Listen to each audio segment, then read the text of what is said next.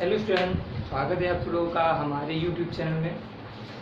जैसा कि जानते हैं हम पर डे लाइव सेशन चलाते थे आपका और चल रहा है, तो कुछ टेक्निकल इशूज, कुछ प्रॉब्लम है जिसके कारण इस समय जो आपका लाइव सेशन है वो नहीं चल पा रहा है। लेकिन उसके लिए हमने प्राइमर, जो आप देख रहे हैं, ये एक तरीके का प्राइमर है, सेट कर दिया है। नीचे आप कमेंट बॉक्स में अगर कोई भी कमेंट करते हैं तो उसका रिप्लाई हम आपको तुरंत देंगे। हाँ, ये है कोई नया सवाल पूछना है, कुछ भी है तो उसके बारे में कमेंट करिए, तुरंत नहीं, लेकिन फिर अगले वीडियो में हम आपको उसके बारे में बता देंगे। तो अगर आप चैनल पर नए हैं तो सबसे पहले चैनल को सब्सक्राइब ज़रूर कर लीजिएगा, और जितने भी लोग देख रहे हैं सबसे निवेदन कि आप वीडियो को लाइक ज़रूर करिएगा था अपने दोस्तों के साथ। तो जितने भी आपके पास ग्रुप हैं उन सब के पास आप इस वीडियो को शेयर करिए, और साथ में बाकी अन्य वीडियोस के लिए आप चैनल की प्लेलिस्ट में जा कर के वहाँ से देख सकते हैं। फिजिक्स, केमिस्ट्री, मैथ सब के सब वीडियो आपको मिलेंगे, वहाँ पर आप देख सकते हैं। तो जो 6C, 6.1, 6.2, 6.3 और 6.3 तक है, NCERT में हो गया है। 6D मनोहर रे, D और E इसमें प्रश्नावलियाँ हैं, तो उनके बारे में आज चर्चा करेंगे। कहने का मतलब अगर आपने ये वीडियो पूरा देख लिया तो 100% जो आपका अवकलज के अनुप्रयोग हैं वो 99% आपकी समझ में आ जाएगा, अगर आपको फार्मूले पता है। कंडीशन ये है कि अगर आपको फार्मूले पता हैं तब 99% आपको समझ में आ जाएगा, ये हमारी गारंटी है। तो 6D और E के सवाल देखते हैं, ठीक है। चलिए, और कोई भी अगर आप कमेंट करते हैं तो रिप्लाई आपको तुरंत मिलेगा उसका। कोई अगर क्वेश्चन आप पूछते हैं तो क्वेश्चन के बारे में आपको अगले दिन बता देंगे। क्योंकि प्राइमर सेट है तो उसमें नो चेंज, अपनी तरीके से कुछ चेंज नहीं कर सकते हैं फिलहाल के लिए। चलिए ठीक है, पहले छोटा सवाल फिर उसके बाद बड़े सवाल देखते हैं। दिया है अति परवलय y² x² by 9 - y² by 16 is equal to 3 के बिंदु 6,4 पर अभिलंब का समीकरण ज्ञात कीजिए। ठीक, पर अभिलंब का समीकरण निकालना, बहुत ध्यान से समझिएगा सवाल को। दूसरा सवाल है x² by 9 माइनस का y² by 16 is equal to 3 के बिंदु 6,4 पर x² by 9 minus y² by 16 is equal to 3 के बिंदु 6,4 पर अभिलंब का समीकरण निकालना है। अभिलंब का समीकरण तो पहले dy/dx निकालेंगे। इसके लिए हम क्या करेंगे, x² का 2x by 9 माइनस y² का 2y by 16 और y का dy/dx इज इक्वल टू 3 का आपका हो गया 0। ठीक, 2x by 9 minus y by 4, 2 8 जा 16 काट दिया हमने। dy/dx इज इक्वल टू 0, ये माइनस का इधर जाएगा, प्लस का हो जाएगा। ठीक, 2x by 9 is equal to y by 4 dy/dx, then dy/dx is equal to 2x by 9 into 4 by y। ठीक, तो dy/dx क्या आ जाएगा आपका, 4 2 जा 8x by 9y। अब 6,4 पर पहले हम इसकी प्रवणता निकालेंगे, फिर आगे हल करेंगे। तो dy/dx कहाँ पर, 6,4 पर तो हो जाएगा 8, 6x की वैल्यू 6 by 9, y की वैल्यू 4, 4 1 जा 4, 4 2 जा 8, 3 2 जा 6, 3 3 जा 9, 2 2 जा 4 by 3। जो इस परवलय पर खींची गई रेखा की प्रवणता है वो आपकी आ गई 4/9। हमको निकालना है अभिलंब की प्रवणता। इसकी प्रवणता निकालनी है अभिलंब की प्रवणता। अभिलंब की प्रवणता m2 is equal to -1/m1। कहने का तो -1/4/3, तो ये आपका -3/4। अभिलंब की प्रवणता निकालने का ये एक तरीका है, दूसरा तरीका भी है, वो भी हम आपको बता देंगे। तो पहले ये देख लेते हैं। तो क्या आ जाएगा आपका इस तरीके से, अभिलंब की प्रवणता निकालेंगे तो क्या आ जाएगा। अब अभिलंब का समीकरण, अभिलंब का समीकरण, अभिलंब का समीकरण y माइनस y1, y1 कितना 6 is equal to m, x minus x1 का मान है 4। तो इधर 4 से मल्टीप्लाई है, इधर करवा देते हैं 6y माइनस 6 चौक 24 is equal to -3x plus का 3 4 जा 12। ये माइनस के इधर आएगा प्लस का, ये माइनस के इधर जाएगा प्लस का, 3x इधर लाएंगे तो हो जाएगा आपका 3x plus 6y is equal to 12 plus 24। ठीक, 3x प्लस 6y 24 और 12, 24 12 26, बात तो होगा नहीं, और सॉरी 24 12 36, 3 से डिवाइड करने पर तो x plus 2y is equal to 3 1 जा 3 3 2 जा 6। ये इस पर अभिलंब का समीकरण आ गया। ठीक, इस पर ये अभिलंब का समीकरण। ठीक है, अगला देख लेते हैं।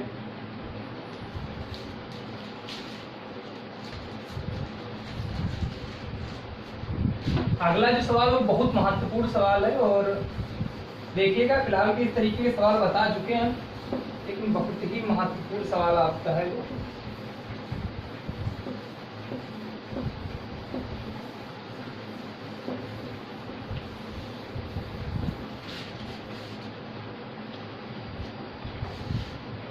ये एक्सरसाइज है मनोहर दीक्षित की। ठीक है, सवाल क्या आपका, दिखाओ कि वक्र x अपान a की power n plus y upon b की power n is equal to 2 को बिंदु a, 2 पर सरल रेखा स्पर्श करती है, तो m का मान बताओ।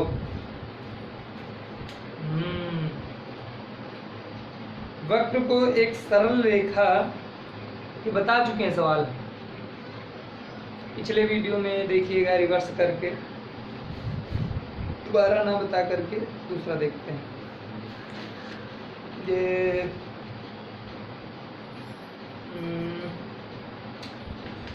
कौन सा बताया जाए भाई, कुछ बताओ, कौन सा सवाल नंबर बताया जाए, बताओ भाई। समझ आ रहा है, प्राइमरी सेटल समझ आ रहा है कि नहीं आ रहा है? कुछ यस या नो बताते रहो भाई साथ में, नहीं तो क्या मतलब कि यहाँ पढ़ा दिए तो हो गया। कुछ बताते रहो, बोलते रहो बीच में भाई। समझ आ रहा है कि नहीं आ रहा है?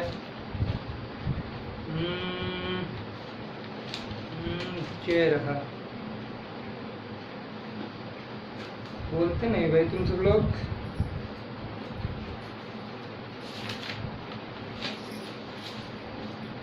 चलिए देखते हैं। y इज इक्वल टू इतना इतना इतना,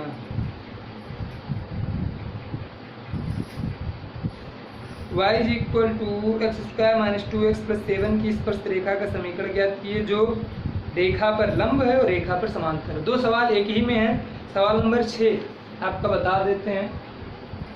इसके अलावा अगर आपका कोई सवाल है तो आप कमेंट बॉक्स में कमेंट करिए, हम आगे आपको बताएंगे। पहले 6 नंबर,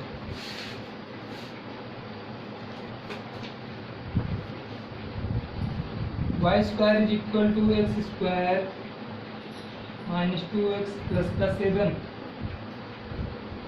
स्पर्श रेखा का समीकरण ज्ञात कीजिए। वक्र है, इस पर स्पर्श रेखा का समीकरण ज्ञात करना है। नीचे दिया गया है कि उस एक रेखा दी गई उसके समांतर है या उस पर लंब।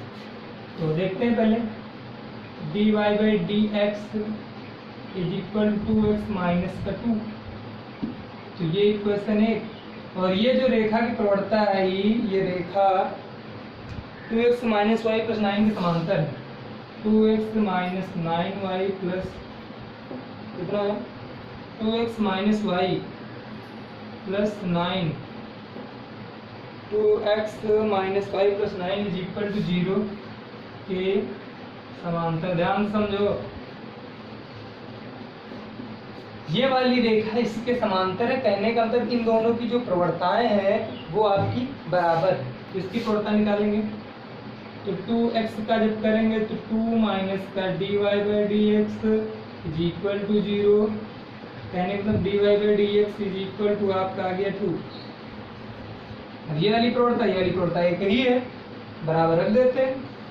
2x minus 2 is equal to 2, 2 से डिवाइड कर देते हैं। x minus 1 is equal to 1, ये माइनस किधर जाएगा प्लस का, तो x इज इक्वल टू 2। अब जब x की वैल्यू 2 आई तो y की वैल्यू भी निकाल लेते हैं। x का मान समीकरण 1 में रखने का, x का मान समीकरण 1 में रखने पर रखते हैं तो y इज इक्वल टू 2 का स्क्वायर माइनस 2 इंटू 2 प्लस का 7, 2 2 जा 4 माइनस का 4 प्लस का 7 cancel, y is equal to 7। तो हमारे बिंदु कौन से है 2, 7। हमसे पूछा क्या गया था, वक्र पर स्पर्श रेखा का समीकरण ज्ञात कीजिए जो बिंदु कितने पर स्पर्श करती है। स्पर्श रेखा का समीकरण निकालना है तो प्रवणता m बराबर 2 पहले से ही पता है। प्रवणता 2 था, 2, 7 से होकर जाने वाली रेखा का समीकरण निकाल लेते हैं। तो y माइनस y1 is equal to mx minus x1। तो y minus 7 is equal to 2x minus का 4, एक प्लस का इधर जाएगा, माइनस का इधर आएगा, प्लस का सब उधर लिए चलेगा। 2x माइनस y प्लस का 7 माइनस का 4 is equal to 0, 2x minus y plus का 3 इज इक्वल टू 0। ये समझ में आ गया, ठीक। तो इसका पहला पार्ट हो गया, दूसरा पार्ट भी है। अब कह रहा है कि ये जो वक्र है, वक्र पर खींची गई स्पर्श रेखा एक दी हुई रेखा के अविलंब है या लंबवत है, वो भी देख लेते हैं। उसमें क्या करना पड़ेगा, तो ये कुछ देख लेना, इधर उधर गलती हो जाती कभी कभी, प्राइमर में अक्सर देख लेना कहीं कुछ गलत तो नहीं हुआ है। दूसरा है रेखा 5y माइनस का 15x इज इक्वल 13 की समांतर, ओ सॉरी लंब है। ये हो गया समांतर वाला, अब लंब देखते हैं।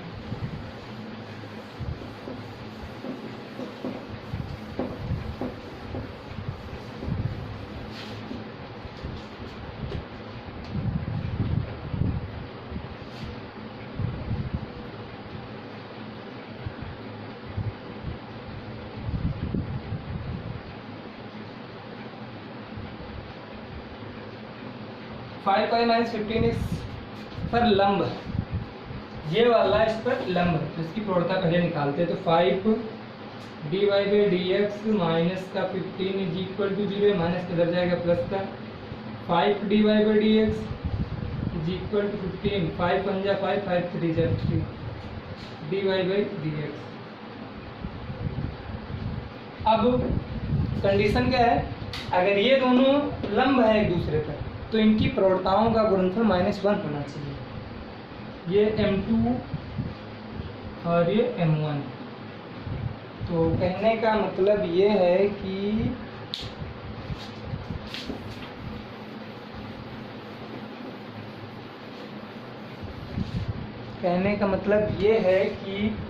m1 into m2 is equal to -1। m1 का मान 2x माइनस का 2 इंटू 3 इज इक्वल टू -1।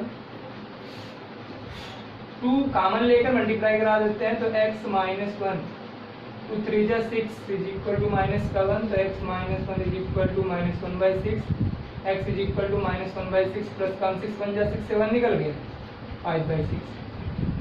जो x की वैल्यू आई वो 5/6 आई, ठीक। अब समीकरण 1 से फ्रॉम इक्वेशन 1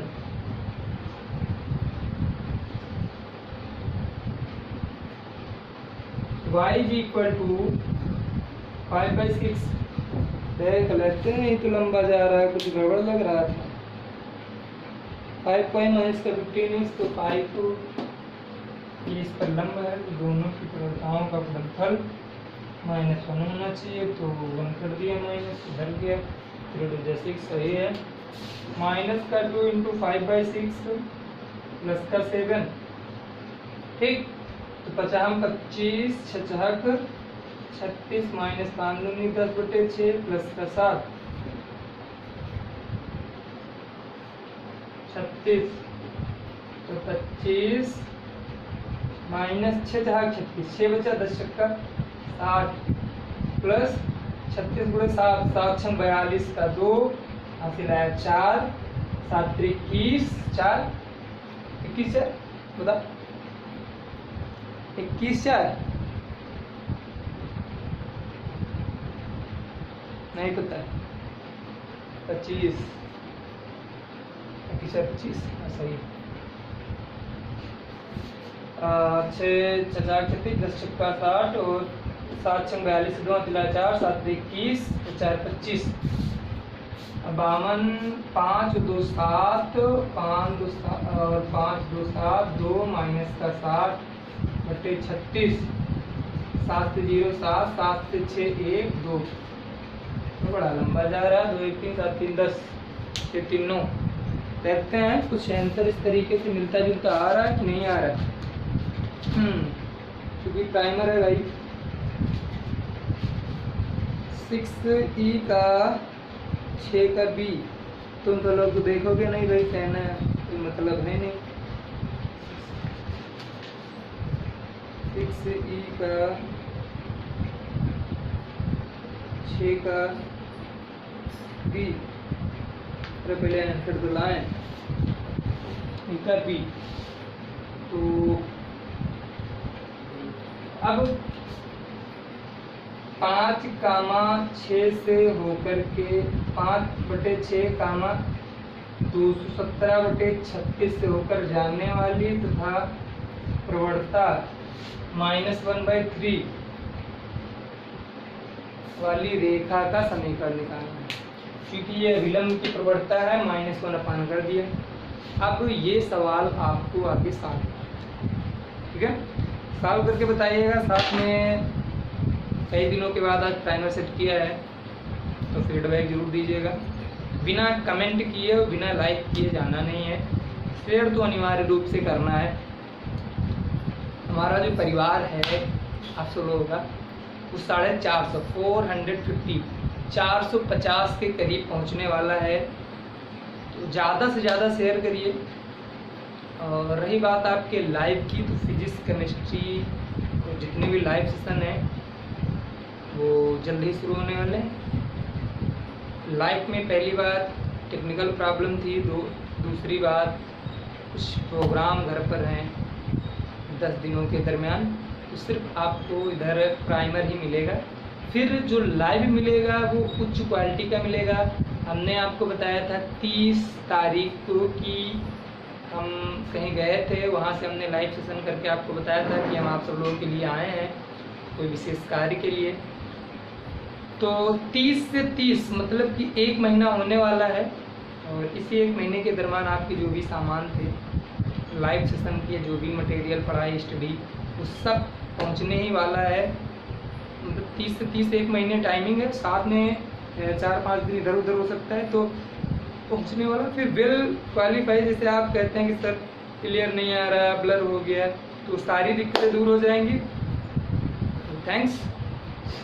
वीडियो को सब्सक्राइब जरूर कर लीजिएगा, वीडियो को लाइक कर दीजिएगा। अगर चैनल पर नए हैं तो सब्सक्राइब जरूर करिएगा, दोस्तों के साथ शेयर जरूर करिए। पर डे मिलता रहता है आपको। और अगले महीने की 5 तारीख, आज कितनी है, कितनी भी हो, अगले महीने की 5 तारीख से आपके टाइमिंग में परिवर्तन होने वाला है, तो वो हम आपको बताएंगे। Thanks for watching.